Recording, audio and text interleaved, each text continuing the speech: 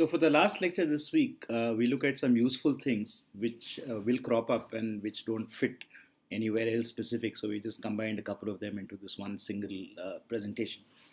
So we had an example when we were doing the input and print about how to prompt the user in case they had an invalid entry. So we were trying to read a number, and what we said was that we would input some string that the user provides. So we give them a message saying enter a number. They provide us with a string, and then we try to convert it using the int function. And this int function will fail if the user has provided a string which is not a valid integer, in which case we will get a value error. And if we get a value error, we print out a message saying try again, and we go back. Okay. And finally, if we succeed, that is, this try succeeds, the int works, then we will exit from this try block, go to the else, and the else will break out of the loop. So this we had already seen. Now the question is, what if we want to change this so that we do nothing? Okay, we don't want to do this. So in other words, if the user does not present a valid value, instead of telling them why, we just keep saying enter a number. I mean, we have seen this any number of times, right? You go to some user interface and you type something wrong, it doesn't tell you what's wrong. It just keeps going back and back and back and asking you to type again. So how would you actually program something as unfriendly as that? Okay, so what we want to say is, if I come to this value error, do nothing. Now the problem with Python is that wherever you put this kind of a colon, right, it expects something after that. You cannot have an empty block. So if I put a colon, there must be at least one statement after that. This is a syntactic rule of Python. You cannot have an empty block. But here I want to do nothing. I want to recognize there is a value error and then go back here. That's fine.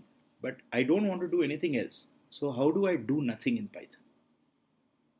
So the answer is that there is a special statement called pass. So pass is a statement which exists only to fill up spaces which need to be filled up.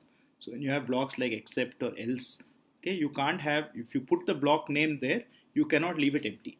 In this case, you can use the word pass in order to do nothing.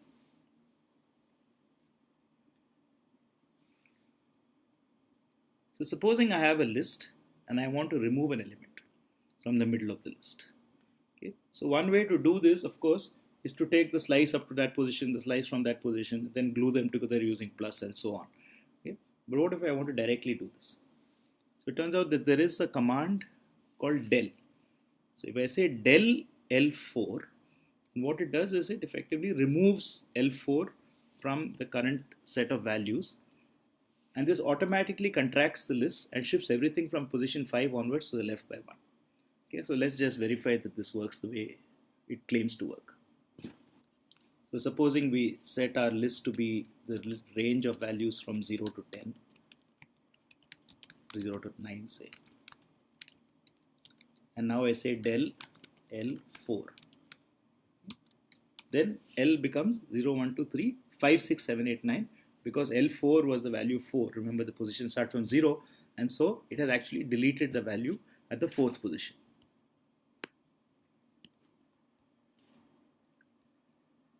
So this also works for dictionaries. So if you want to remove the value associated with the key k, then you can use del dk, and it will remove the key k and whatever value is associated with it and remove from the, so the key will now be considered to be an undefined key. So in general, we can take a name like x and say del x, and what this will do is make x undefined. So supposing we wrote some junk code like this, we set x equal to 7, and then we said del x, and then we ask y equal to x plus 5. Now at this point, since x has been undefined, even though it had a value of 7, this expression x plus 5 cannot be calculated because x no longer has a value, and what you would end up with is the error that we saw before, namely a name error saying that the name x is not defined.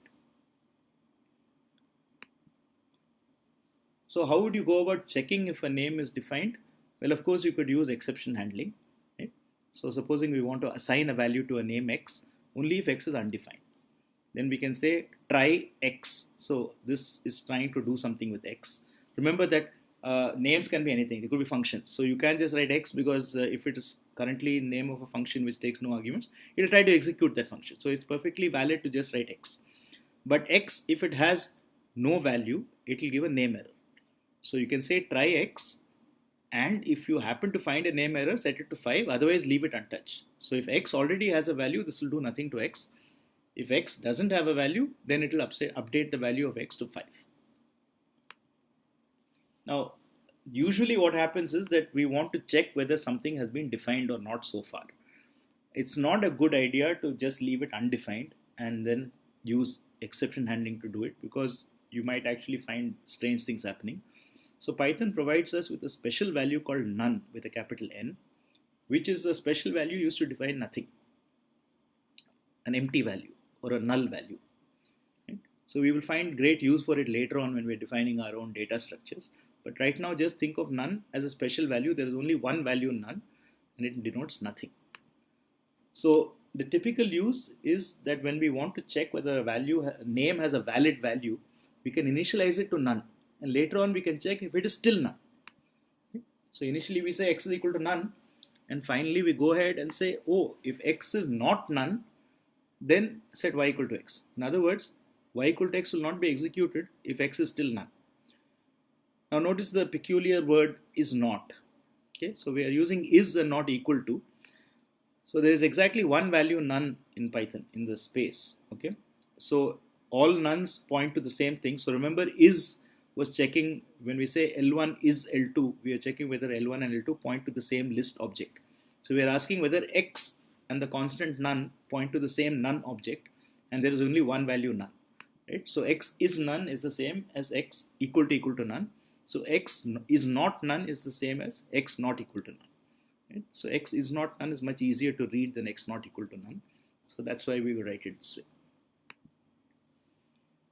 So what we have seen are three useful things which we will use from time to time as we go along. One is the statement pass, which is a special statement that does nothing and can be used whenever you need an empty block. Then we saw the command del, which takes a value and undefines it. The most normal way to use del is to remove something from a list or a dictionary. We would not normally want to just undefine a name which is holding a simple value. But from a dictionary or a list, we might want to remove a key, or we might want to remove a position, and del is very useful for that. And finally, we have seen that there is a special value none, which denotes a null value. It's a unique null value. And this can be used to initialize variables to check whether they have been assigned sensible values later in the code.